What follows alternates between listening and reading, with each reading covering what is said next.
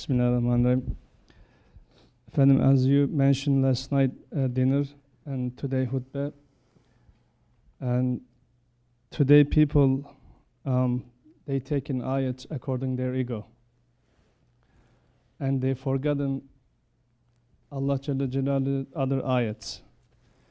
Majority Muslims today, Allah Jalla Jalaluhu ordering too many applications, but they do cherry picking, which is, I only do namaz, right way, and I do oruj. What about Allah other ordering? To help the others, don't lie, don't cheat, don't cause corruption, don't cause fitna, don't do riya, stay away from kibir, don't be jealousy, don't take someone else's right.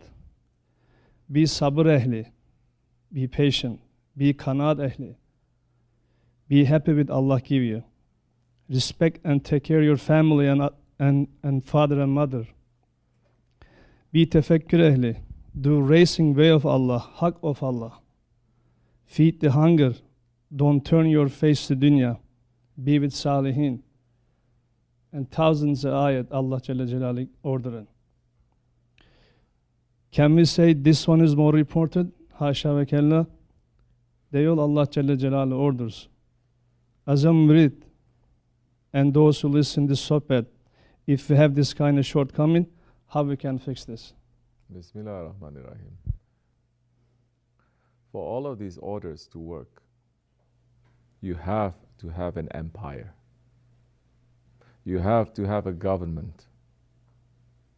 For Islam's orders to work, Prophet ﷺ had to go to Medina to start his own Islamic government, yes? Because it's not just, what you're mentioning, a lot of it is also personal development. But there are other aspects of Islam that nobody has any idea about because they think, oh, there's such a thing called economy in Islam. There's economic theory in Islam. There is education in Islam. There is philosophy in Islam. There is art. There is science. This is called civilization. What you're talking about mostly is just personal. But for these personal things for you to do, which is spirituality, yeah? For it to function, you have to have this, how you say, this infrastructure. You have to have it. If you don't have it, then Islam becomes a personal religion then. Just me, I take care. I mean, half of the things that he said, people say, no, I take care of myself. I take care of my father and mother. You know, I help other people. I write a check. I don't lie. I don't cheat. I don't steal. I try to have interest-free loans. There are people, especially in this country, that they are trying to take the orders of Allah seriously. There are. Like, let's say this country first, okay? They are trying to do that. But it falls short. Because the aim is different, the intention is different. But for all of that to work, to take care of other people, you have to have the government of Islam. Today there's no government of Islam. There are countries claiming that they're Islamic governments. But Islam is no longer ruling because we have our own system of money. We have our own system of doing business. Islam is a lifestyle. In every way that you think today, there is a lifestyle. And in the time of the Ottomans, the alims and the ulamas, they're giving fatwas to the telephone, to electricity, to subway systems, meaning that now Islam is in everything it was before. But now, where is Islam? What are you, engineer? Where is Islam in engineering? Where? Right? Or you're a businessman selling this or selling that. Where is Islam in that? There is a disconnection there. For it to be connected now, then for those teachings of the Quran and teachings of the Holy Prophet ﷺ, now to be practiced, you need a whole system. You do. If you talk about interest and riba, now this is Riba is the backbone of capitalism. Which Muslim country is saying, no, I don't want to be involved in capitalism? Which one? Which one that even if they want to be away from that, they cannot be? Which one is saying that? You cannot. So now you cannot take one and separate from the other. That's why we're concentrating on Halifa, because Halifa is not just one person sitting on the chair. He is representing a whole empire, the whole ruling system of Islam. So when you remove the Halifa, it's not just removing him and putting some people up and everyone becomes independent and life goes on. No, that means that they remove over 1,300 years of the system of government of Islam. From top to bottom, man, woman, from nature to mankind to air to everything now. And what are we replacing it with? Systems that are not Islamic. You think, for example, environmental care. There's nothing like that in Islam. There is. That's why we're able to take care of. The Ottomans, the birds that are migrating, they open up hospitals for the birds that are migrating so that when they settle here, they can take care of them. Our Dergahı is right next to it. They were feeding the hungry wolves in the winter time up in the mountains. Prophet ﷺ, and they're taking it seriously, saying don't waste water. Even if you're next to a river and you're using water from the river, don't waste it. All of these things is not just laws, but it's putting attitude in you. Attitude. A belief, an attitude. What others call spirituality also is inside. So now you see quite a lot of people also, maybe, for example, in Turkey, they're not practicing Islam so much, but they have the attitude. They still say, don't waste. They still say, be kind to strangers. They still say, racism? What a backward person you are to be racist. Right? So for all of that to happen now, it's not just Muslims cherry picking and doing this and doing that, you understand? Our whole civilization, the world as we knew it, from the time of the Prophet ﷺ, for over 1,000 years, has been destroyed. So removal of the Halifa is not removing him and putting up a bunch of people there and everything goes on the same. No, everything is destroyed. Our scholars, they're destroyed.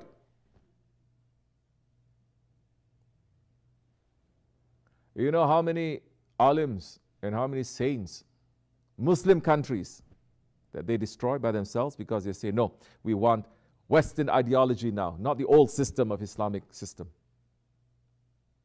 You know how many scholars in India the British hung from the lampposts?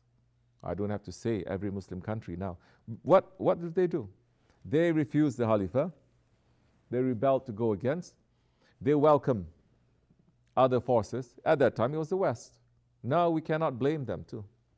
It's in us. And then what happens? They say you don't want to be under Allah's shadow, then you're going to be under the kafir's boots. So that's what happened to us. Meanwhile, the kafir is there in our countries now, dismantling, taking, stealing everything, plundering everything, putting it to the West.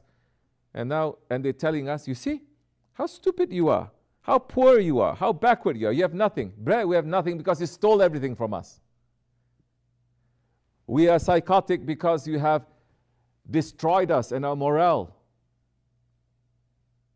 Especially countries who have been colonized. Those who have never been colonized, you will not know so much. How your spirit is gone. Your honor is gone.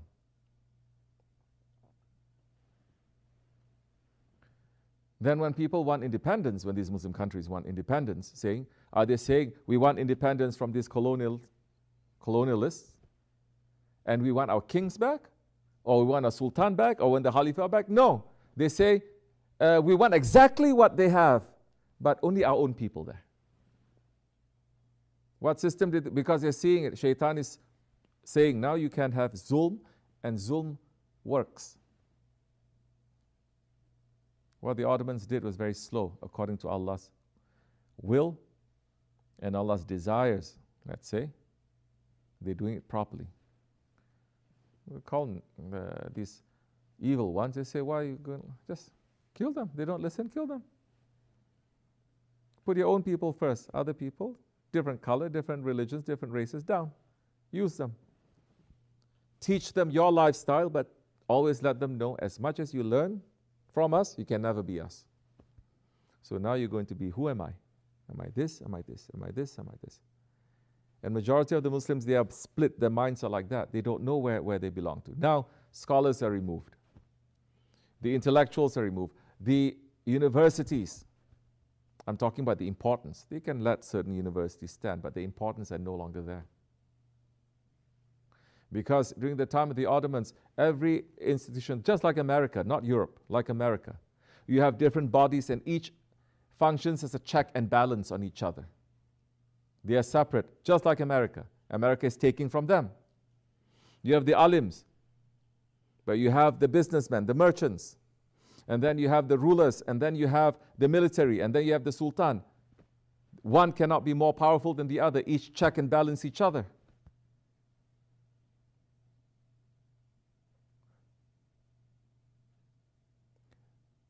This Western lifestyle, this capitalistic lifestyle, does it teach us? Is it based on Islam first? It's not even really based on Christianity. The West themselves threw out Christianity hundreds of years ago. They say it's no longer ruling. After Dark Ages finish, it's finished. Renaissance enter, no more. You're not going to tell us how to live.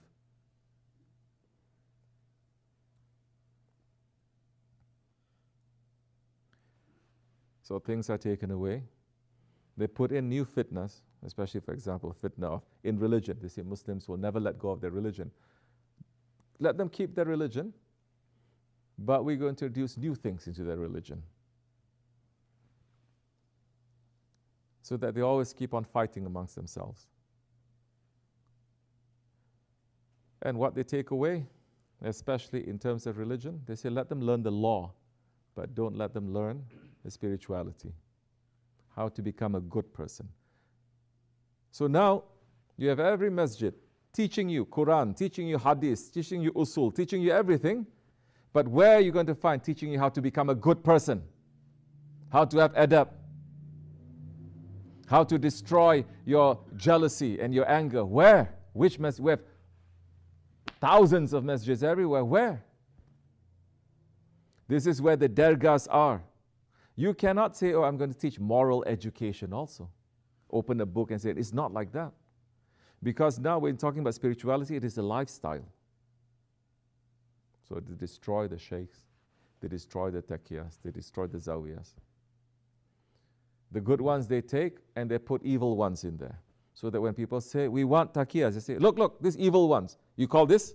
This is Sufism? It's all evil, don't you see? We say, oh yeah. So we don't follow them.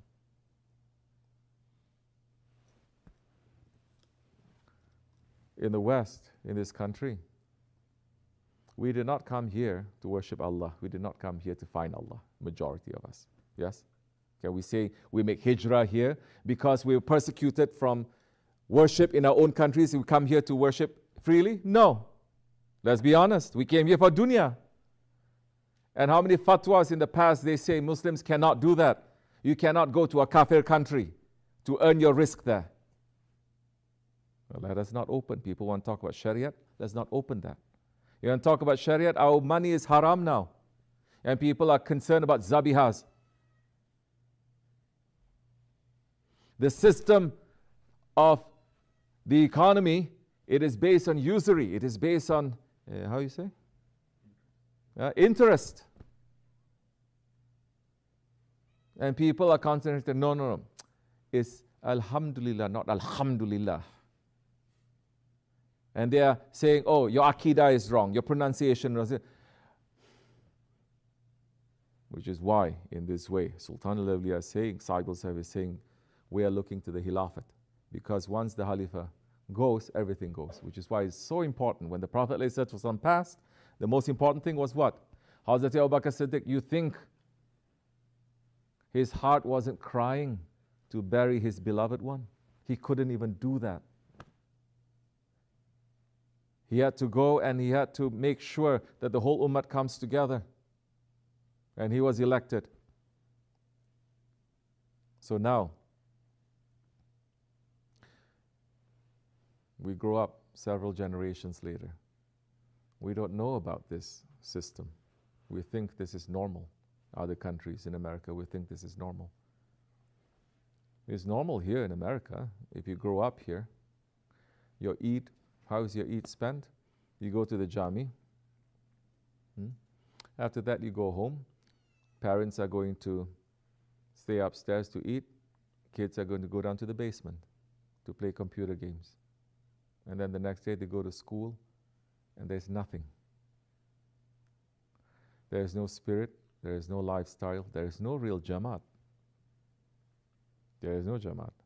What, do you think Jamaat is weekend only, you're coming and you're going to BS with each other and eat and drink? Jamaat in Islam means you have to be like this. You have to come for Fajr. At least you have to come for Maghrib, if not for Isha. You see each other. And you know how difficult it is. It's easy, but we are so brainwashed that we think, same thing, different. Why we have to go? We're the same thing also. But it's not. So now, if you have the Jamaat and you have leadership, that time, impossible for you to cherry pick because you are following a leader. What they're teaching us, fall of the Khilafat, they say, everyone, you are your own boss. You are the deciders of your own faith, of your own fate. You are the ones who are going to be free. You decide. You're not Arabs, you're not going to go under the Turks. Albanians, you're not going to go under the Turks. Turks, everyone betrayed you, so you take care of your own self. Everyone else that was in the empire, kick them out. So complete fitna that has happened. So you're asking me, Allah is saying this, well, Allah is saying all these other things too, and Muslims are not following. We have to understand why. It's not just Muslims, them, but we did not also come to this understanding just like that. We're not born into it. We have to come into that understanding. How do you help also? How do you help? I mean, I know personally a lot of Muslims who want to help, and they are helping, but they're helping the wrong way. So many they are helping because of their ego. So many they love their parents, that they don't give zakat. They say, no, because Prophet says you have to honor your parents, so my zakat I'm going to give to my parents, or my brother and my sister. Why is all this happening? Because it is out of control. There is no control. There is no leadership, and there is no authority. Everyone is free. Even in Muslim countries, is it binding? The fatwas that the muftis are giving. If you don't listen, you're going to go to jail? No, you're not. But if you don't pay your taxes, are you going to go to jail? Definitely. Definitely. That's why we're saying over and over again about the Khilafat. Understand why this is important. So the Jamaat now, we are trying to live like that. But even with the Jamaat, like I said, people are finding it difficult. They're coming here. Okay, you moved up here. You move up here. Then why are you just coming once a week? What's the use? Because they're used to that American way where you go home, you close your door, and you're being with your family. Don't lie to me also that you love your family so much. You go home and you're on your phone. Mother on phone, father on phone. All the kids are on gadgets. It's not as if you're sitting, telling stories, hugging each other. But when things are normalized, when people think that there's nothing wrong with it, then there's nothing wrong. You understand? This is the fitna of there's no haq, there's no battle. It's nothing wrong. It's all mubah. Everything is okay. So what? But it is wrong. How are they going to think now? How are they going to compare to see what is right and what is wrong when all that they taught about what is right in Islam is Khulafa Rashidin, Sahabe Kiram, 1400 years so far. How are we going to match up to them? We cannot. So you know what? Just close the door. Over the weekend, we're invited to go for dinner. So we'll go there, wear our best clothes, talk bullshit for 2 hours, and then we go back. But you're supposed to take care. How are you going to take care of each other if you don't see each other? Here we are here in the Dergah. People are still finding it difficult to come. And when they come, it's by force that they come. It's getting better, alhamdulillah. People are understanding by themselves. We are not here to force also. But this is the kind of Jamaat and brotherhood that Islam had brought and continued for over 1,000 years and is broken by this modern system. But we're living in this modern system too. It's not impossible. In fact, so many things we get it easy. So then again, now we say, what are you going to put first? Everyone is saying Allah. There is the Jamaat. Where is your Jamaat then? Where is your heart? Whether you're there physically or not, where is your heart? Who are you trying to take care of? Who are you aware of? You're sitting next to each other. Do you even know each other's full names? Do you know if that one is hungry, that one is hurt, that one is depressed, that one is happy? Do you know? Do you care? Now in this country, especially in the West, they don't care because they breed that kind of culture. So you sit next to each other, they don't care. I'm watching. I said, who is here? Then you start looking around. No, you come in, you must know who is here, who's not here. Basic. Then when you fight, when you quarrel, when you do this, doesn't matter, you're a family. You're not going to form into different cliques, groups that you prefer to be, that's okay. But not to say only this, I'm not going to mix around. But people get so spoiled. Then they don't care. What we're talking about, again, it is the heart. How do you teach the heart to feel? This is difficult, no? How do you teach the heart to feel? Because people think religion, all this hard, mart business doesn't matter. Religion is, you have to fast, you have to pray, you have to know this, you have to... Then you're religious. A munafiq can do that. You have differences, but you live together. You take care of each other's children. How many of us, we cook something, we think, oh, our neighbor, let's cook something for our neighbor too. All these things are slowly lost. But masjids, they're not teaching this. They cannot teach this. But they say, no, we have to teach them all the farz, or the this, or this. But the spirit is gone. That's why it's not going to stick. As Shaykh Efendi is saying, our children, our grandchildren, we're not going to leave any Islam left. We're not.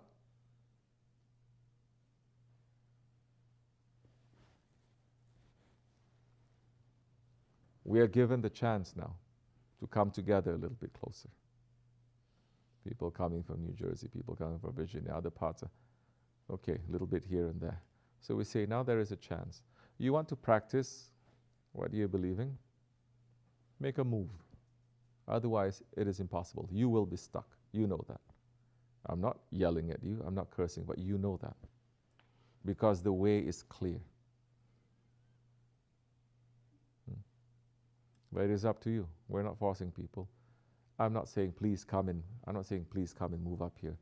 I know more you move up, more people there are, more issues there will be, sure. We're a young community too. Kids are growing. Parents think you have problems right now. Wait 2 years, wait 5 years, wait 10 years. What are you going to do then, these boys and these girls?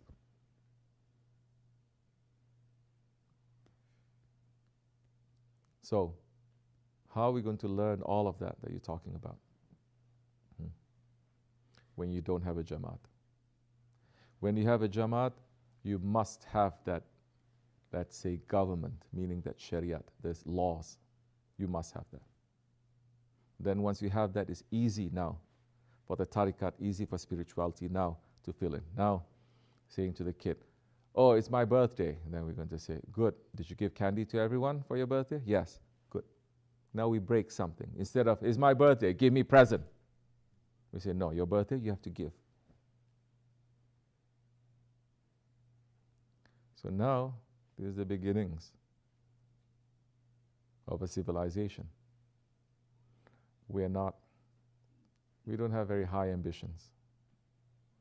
We have very big intentions. But, like Shaykh Efendi said, we cannot, I did not call myself a murid until I moved up here. I said, it's impossible to learn. Seeing my Shaykh once a week and calling myself that and coming here, then understanding how difficult then.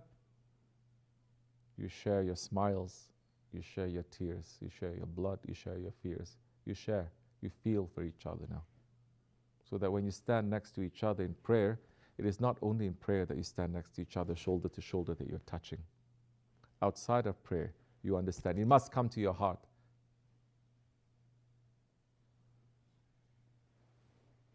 But religious communities, well, they come together for business, or for play, or for fitna, or for this, for that. If you're not supported, it's very difficult to do that. People try. So, any questions? Does that make sense or no? No.